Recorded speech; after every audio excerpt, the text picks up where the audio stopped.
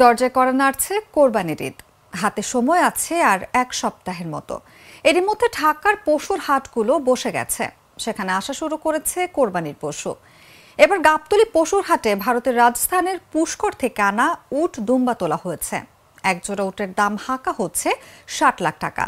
সে হিসেবে একটি উটের ৩০ লাখ টাকা দাম হচ্ছে।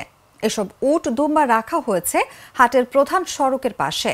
আর উৎসুক জনতা ঘিরে ধরেছে এই মরুভূমির জাহাজকে। কেউ সেলফি তোলায় ব্যস্ত, কেউ আবার ভিডিও করছেন। তবে উট দেখার মানুষ থাকলেও ক্রেতা চোখে পড়েনি একজনও। একজন উট বিক্রেতার দাবি, প্রতি উটে ১৫ থেকে ১৭ মণ মাংস মিলবে। তিনি আরও জানান, রাজস্থান থেকে ২টি উট নিয়ে এসে হাটে তুলেছে। আমাদের মূল উদ্দেশ্য কোরবানির সময় বিক্রি করা। হাটে দুম্বাও বিক্রি হচ্ছে। এই দুম্বাগুলো রাজস্থান থেকে দেশে আনা হয়েছে। প্রতি দুম্বার দাম হাঁকা হচ্ছে ৩ লাখ টাকা।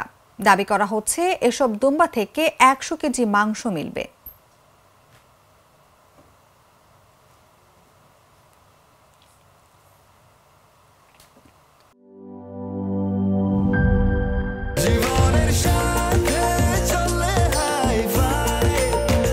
স্বাস্থ্যকর অল টাইম ফ্যামিলি কেক, সব সময় অল টাইম হেলদি লাইফ।